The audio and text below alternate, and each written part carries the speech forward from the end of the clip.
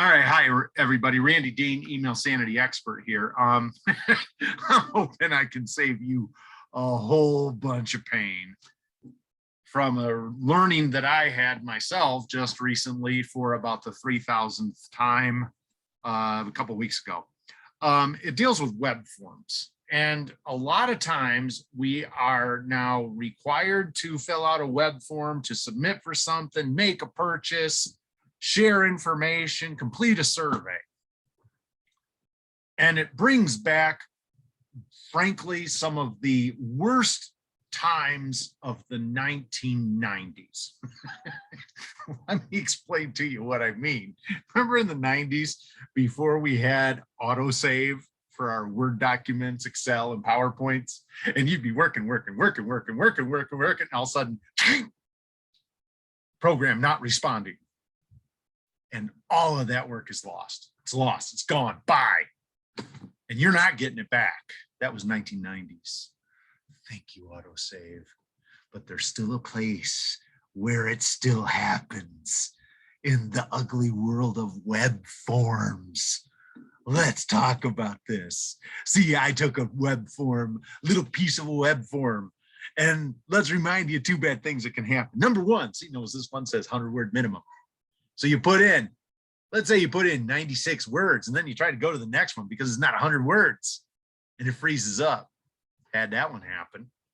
Or for some reason in the programming, there is a character limit that is not listed in the description. So you've got 100-word minimum, but there's a 1,000-character limit, and you go to 1,006 characters, even though you're just barely over 100 words because you're using big wordy words, and it freezes up. Or you go all the way to the end after typing in brilliant responses, and you're up to the quality and competence of the designer, the programmer that built the web form. They're just not that good at it. You know, they're new. And you click submit, and you get the 404 error, and you try to hit the back button, and it goes back, but the form is completely empty, and you just lost all your work. When that happens, I want to give you a tip, and this will save your sanity. Every time you fill out a web form, open up a Word or Google Doc in the background. And every field that isn't like just a couple words to type, anything where you're putting in extensive, at least as soon as you fill it in, do a Control-A, which is select all, Control-C, which is a copy. And then go to that document and paste it. Even better might be to make the draft of what you're going to put in here in the Word or Google Doc first, and then copy and paste it from there into the field. Either way, don't move to the next field until you've got a copy of what was in this field in another location.